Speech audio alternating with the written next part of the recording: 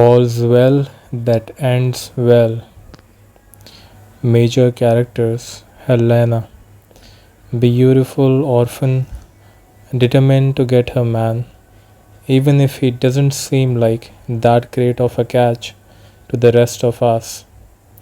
Bertram, Count of Roussillon, handsome but an utter cad. Diana, the virginal object of Bertram's affections.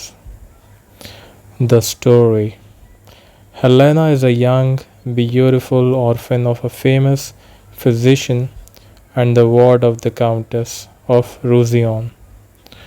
Helena is in love with the Countess's son Bertram, but in spite of her beauty, Bertram doesn't give her the time of day. The King of France has taken ill, and Helena goes to Paris to treat him, using techniques and knowledge learned from her father.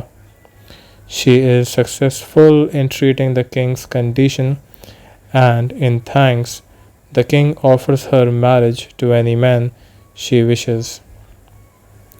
Helena chooses Bertram, who is horrified but, of course, goes through with the marriage. Shortly afterward, and before the marriage is consummated, Bertram leaves for Venice. He sends a letter to Helena saying that she will never truly be his wife until two conditions are met. One, she wears his family ring, and two, she is pregnant with his child.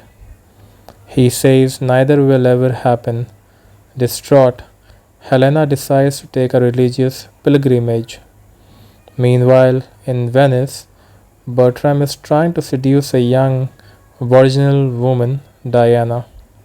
Helena ends up in Venice and overhears Diana and her mother discussing Bertram's advances. Helena ends up staying with Diana and her mother and pays them to go along with the scheme to get her husband back. First, Diana is to pretend to return Bertram's affections. They exchange rings as tokens of love. Diana passes Bertram's ring on to Helena, and Bertram finally weasels his way into her bed. Or so he thinks. Helena is actually in the bed when the Count climbs in.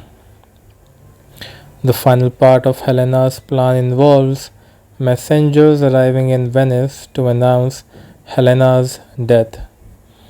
Upon hearing the news of his wife's death, Bertram returns home to Roussillon, followed by, unbeknownst to him, Diana, her mother, and a very much alive Helena. There, while everyone mourns Helena's death, Diana, her mother, and Helena enter, and Helena declares that Bertram's two conditions have been met.